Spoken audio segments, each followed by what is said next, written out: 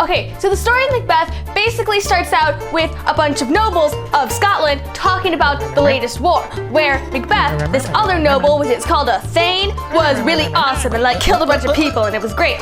But this other Thane, the Thane of Cawdor, was a traitor. So the King of Scotland, King Duncan, is all like, okay, let's kill the Thane of Cawdor and make Macbeth the new Thane of Cawdor. So Macbeth doesn't know about this yet because he's walking through the woods with his friend Banquo when suddenly these witches come up and they're all like, hey Macbeth, you're gonna be the Thane of Cawdor and then you're gonna be the King of Scotland, and you, Banquo, you're gonna father kings but you're not gonna be a king yourself. And they're like, what? I don't even know what they're talking about. Then some messengers come and they're like, hey Macbeth, guess what? You're the Thane of Cawdor. And he's like, interesting. So he writes to his wife, Lady Macbeth, and he's all like, hey, guess what? I'm the Thane of Cawdor, and apparently I might be the King of Scotland. And she's like, awesome, let's just kill the King of Scotland, and then you can be the King of Scotland. And he's like, oh, I don't know. And she's like, do it. But he invites the King Duncan over to their castle, and then he stabs him because Lady Macbeth makes him. And then Duncan's sons, Malcolm and Donalbain, are like, oh, crap, whoever killed Dad probably wants to kill us too. So I, Malcolm, will go to England and you, Donalbain, go to Ireland. So with no heirs left, the only person to take the throne is going to be Macbeth. So he becomes the King of Scotland, just like in the prophecy. But then he remembers what the witches said about Banquo, and he's like, well, if Banquo's gonna father kings, that means my sons can't be kings, and that sucks. So he decides to murder Banquo and his son Fleance. So he sends murderers after them, and they kill Banquo, but Fleance gets away. And Macbeth is like, oh, that's pretty good. But then at a party, he sees Banquo's ghost, and he's like, oh my god, I'm so guilty. So he goes back to the witches and is like, give me prophecies right now. And they're like, okay, well, 3 prophecies. First of all, beware Macduff, who's this other Scottish noble.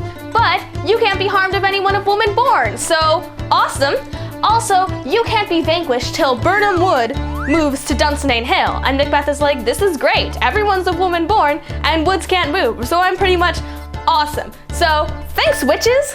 Meanwhile, Macduff, he goes to England where Malcolm is raising an army. He's like, hey Malcolm, totally want to help you out. But Macbeth finds out that Macduff has fled and he's like, traitor! So he kills his whole family. And Macduff finds out and he's like, oh my god, I'm gonna kill you, Macbeth! So now, Macduff and Malcolm and the English army and the Scottish nobles who think Macbeth is a bad king, they're all gonna attack Macbeth. So this is looking pretty bad for Macbeth right now. To top it all off, Lady Macbeth gets overcome with guilt because she sees blood on her hands and she can't wash it away, and so she kills herself.